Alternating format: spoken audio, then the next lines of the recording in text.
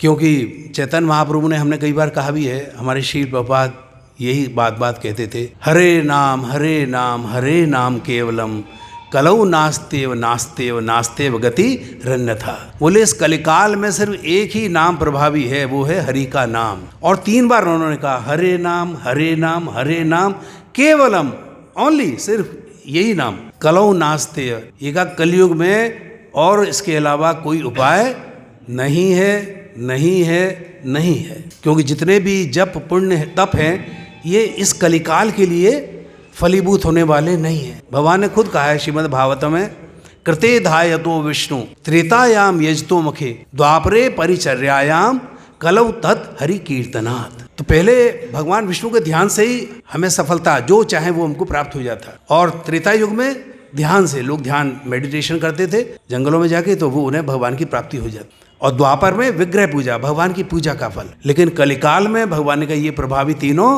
नहीं है, क्योंकि कलिकाल है, सबसे खराब समय है। तो इसमें भगवान ने कहा है कि वो तुम कर नहीं पाओगे। वो जो 10-10 हजार 60-60 हजार तपस्या करते थे, वो ध्यान हमारे बस का नहीं है, क्योंकि हम अल्पायु हैं। मंदा सुमंद मतियो मंद भाग्या ही उपद्रता। श्रीमद् भागवत कहती है इतने अभागे हैं हम कि हमारी हमें उम्र ही कुछ नहीं मिली। 100 साल, ज़्यादा से ज़्यादा 120 साल, और इतना भी तो नज़र नहीं आता, और कम होता जा रहा है धीरे धीरे, और ये भी समाप्त होता जाएगा। तो भगवान कहते हैं इतने थोड़े से समय में तुम क्या करोगे? तो कहे कलौ तत् हरि कीर्तनाद। कलिकाल में सिर्फ भगवान के नाम का सुमिरन और भजन, बस यही हमको मुक्ति प्रदान कर सकता है इस भव सागर से, इस भव सिंधु से। और पार जाने का कोई तरीका, कोई ये कहे कि हम जप करेंगे, तप करेंगे, पुण्य करेंगे, बोले कर लीजिए, आप सब कीजिए, लेकिन उससे क्या होगा?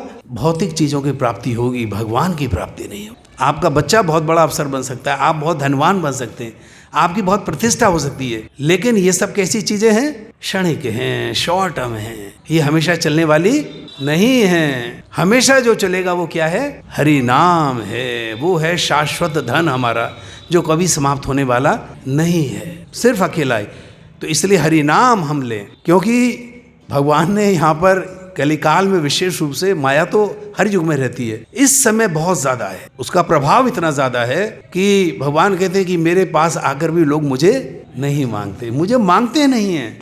वो कहते हैं आपसे हमको ये चाहिए, धन चाहिए, ये सब चाहिए, लेकिन आपकी हमको ज़रूरत। तो भगवान क्या करें? एक पिता के पास उसका पुत्र आके अगर हरे कृष्ण ऐसी सांसारिक वस्तुएं मांगे जो समाप्त होने वाली हैं, तो पिता क्या कर सकता है? बच्चे की जिद माननी पड़ती है ना। तो भगवान कहते हैं अच्छा ठीक है, तुमको अगर धन चाहिए मैं तुमको धन दे दूंगा। और भगवान ने गीता में कहा भी है कि 4 तरह के लोग इस संसार में हैं जो मुझसे मांगने आते हैं। चतुर्विधा भजन्ते माम जना सुकृतो अर्जुन आर्तो जिज्ञासु अर्थार्थी ज्ञानी च भरतर्षभ। या तो कोई आर्त भाव से दुखी है, भगवान कहते हैं मैं उसकी इच्छा पूरी कर देता हूँ। या दूसरा जिज्ञासु, भगवान को जानने की जिसकी इच्छा है, भगवान कहते हैं मैं उसको जना देता हूँ कि मैं कौन हूँ। आर्थो जिज्ञासु अर्थार्थी, अर्थार्थी यानी फाइनेंशियल, पैसा संबंधी, धन नहीं है, गरीब हैं, हमको प्रभु जी पैसा दे दीजिए, आपकी ज़रूरत नहीं है हमें, लेकिन आप हमें बस धन हमें दिला दीजिए। तो भगवान कहते हैं चौथा है इसमें ज्ञानी।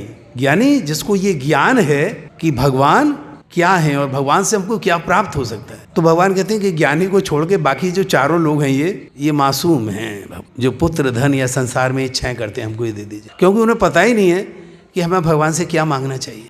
अगर कोई किसान भूख से मर रहा हो और उसे राजा से मिलने का सुयोग प्राप्त हो जाए, और राजा कहे बताओ भाई तुमको क्या चाहिए, और वो किसान कहे कि मुझे 1 बोरी गेहूँ दे दीजिए, तो राजा उसकी बुद्धि पे हंसेंगे, कहेंगे अरे भाई अगर 1 बोरी लेनी थी तो किसी वैश्य की दुकान पे आप मांग लेते, उधारी में मिल जाती।